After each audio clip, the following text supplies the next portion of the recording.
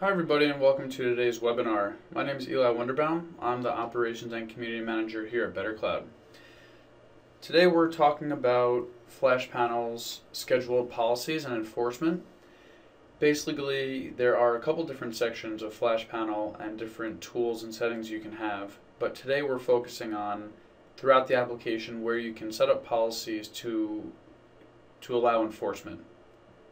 So this is really great if you're trying to get a handle on your domain either with Drive and sharing settings, or if you're setting a password policy or even signatures for your entire domain.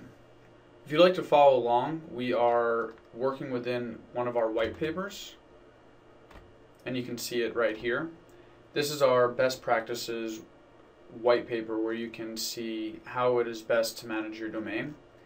Here you can see email signatures, and you can see that I've highlighted for you so that you can follow along here. So here in the home page we can see that FlashPanel is made up of two major components, and that's the directory and Drive. And in the directory you can see the users, groups, organizational units, and shared contacts. And organizational units is where we're going to focus some of our time for the first 5 minutes of this webinar. And the reason being that in order to use FlashPanel properly, it's really best to have your organizational unit working properly.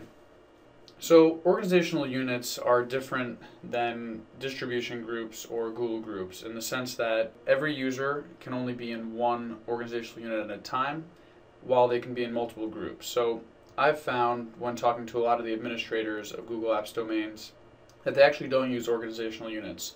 And this is a really big mistake because it's really powerful to be able to turn on and off services. And then in FlashPanel it's really great because you can apply different settings to an OU as opposed to a group. There's a parent and child relationship here, and you can see that we have 3 designers that are a part of this development OU. So you can create an organizational unit structure, and you can create an OU right here, or you can export all of your users and bulk edit all of those users. So now an exported copy of all the users on your domain will be heading over to your Google Drive. And once it's completed, you can see that all of your users and their contact information will be updated. So we can see here all the users on our domain, and we can see our account information, our groups. You can actually add or remove from groups. We have our contact information and also organizational unit. So let's say Bill moves from the development department and he makes it up to executive. You can easily change these so that people can be in different organizational units very easily. Once you're done completing the organizational change, all you need to do is refresh here, find the name of the document, and upload it. You can even get an email when it's complete. So this will take a few moments, but basically all of the user information will be updated. So now that we have our organizational hierarchy in place, now we can get down to some of the scheduled policies. So by far our most popular policy and tool is the email signatures. And with email signatures, you can actually force users to have a certain signature. This is a really great way for either branding purposes. Let's say if you're in the sales department, you might want to put a link to one of your most recent blog posts. So you can put a link here, whatever it might be, and link it right there. So you can see what this will look like for other users on the domain as well as yourself. So you can type it in and get a preview of what it might look like for these people. You can also enter in any other fields that you like by adding in these right here. So in order to keep these up to date, you must have these all filled out for your users. And if you'd like, you can actually go to the user directory. And like we just did before, you can export your users, and you can update all this contact info right here and export it again back to the user directory. So we can either create a new one or we can edit an existing one like we were before. In the second step, you can choose a user, a group, or an organizational unit. So let's choose sales, for example, and we will have both the executive and the sales with the same signature, or we can remove this one here.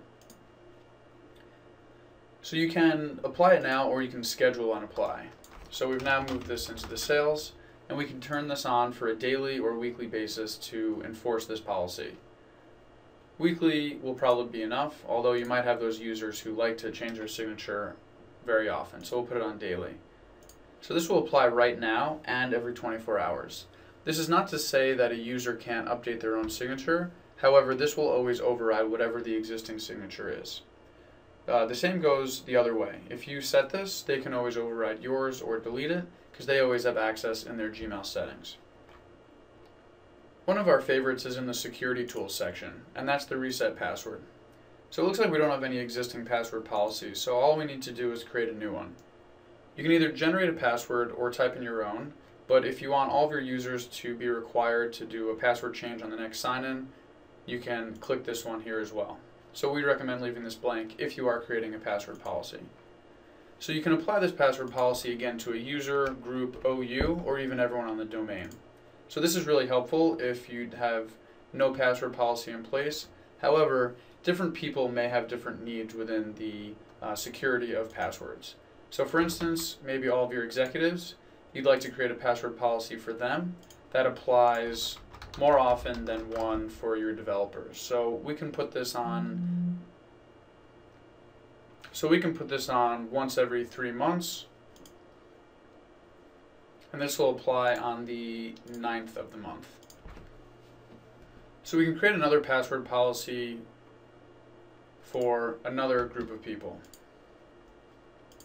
Let's make this for the sales team. So we'll require a password change on the next sign-in, and the sales team can do this once a year, and this seems to be a fair time for them. So we'll call this the 15th, right in the middle of the month. So the next part, away from the domain and the users, is more focused on Drive. And Drive is really where FlashPanel really goes above and beyond the control panel itself, because as you all know, in the control panel, you don't have much insight into the actual documents on your domain and which users own which docs and how the sharing settings are set. So you can edit in the control panel a few settings, like what is the minimum allowed sharing setting, but as long as you have it as the maximum, you can do a few things here. So here you can see that we already have a few Drive sharing alerts, which means that we do have sharing policies. So let's take a look at our sharing policies here. We can see that we have one for everyone on the domain, the fact that users can share on the domain with a link on the domain, but not externally, public with a link, or public. For the organizational unit, all the interns can share with the domain with a link and the domain, but there is an exception here, so we can look at that. We can always edit the different parts of the... We can always edit this here, and remember that this is for the intern. So if we do want the intern to be able to share externally, we can do so here and add a whitelist, or we can say that it's allowed and add a blacklist. I like to have this as not allowed, except being able to share with partner.com, for instance. So you can save these settings and update here. You can also choose to automatically correct these documents. That means that auto compliance will kick in on the next directory and Drive sync, meaning that if there is a violation, it will be automatically corrected. I don't recommend doing this at first, because you do want to teach your users how to know which docs they can and can't share. So in order to do that, you need to enable the end user sharing alerts and make sure to email the doc owner about these sharing settings so we can update this policy. So I'll show you what it looks like for the end user when it is time for them to update their own docs and view which sharing alerts they have. So we can see here that you have two options. You can correct the doc or request an exception. Something like a budget report, this is certainly something that should not be shared with anyone with a link. This should be on the domain level. So we'll put correct my docs here. Another thing you may want to do is request an exception. So to do so, click on the doc that you like, request an exception, and this will come back to the administrator, and he will be able to tell you whether this is a violation or not. Maybe the marketing organizational unit should be able to share externally. So we can make it allowed, but we do want to put a blacklist such as gmail.com. We don't want people sharing with their personal accounts. So we'll save that. And then here we can turn on the auto compliance. Let's assume that we've given the marketing team 3 months to learn what they can and can't share. By now they should know, and this will automatically correct the doc on the next sync. To see how your policies are performing, click on Sharing Policy Performance, and you can view which policy is doing the best and which one needs to be taken on. So you can click here to view those. You'll see that it filters by violations, policy name, and you can view any policy name here. You can see that this was flagged and you can auto-correct it or mark it as an exception. We'll go back to Google Gurus to take a look at his policies here. You can see a blue flag, meaning that it's been marked as an exception. Red is flag document, and yellow is another flag document that you can approve or reject. This means that they requested an exception. So when you mark an exception, you can see the sharing settings now and make it for a certain amount of time as well. If you'd like to watch this webinar or other webinars similar to it, you can always visit flashpanel.com/webinars, and we have replays as well as other recorded webinars that you can view at any time. The one from last week is right here, using FlashPanel to effectively audit your domain's Google Drive. This one was really focused on drive management, and next week we'll be focusing on a new topic as well.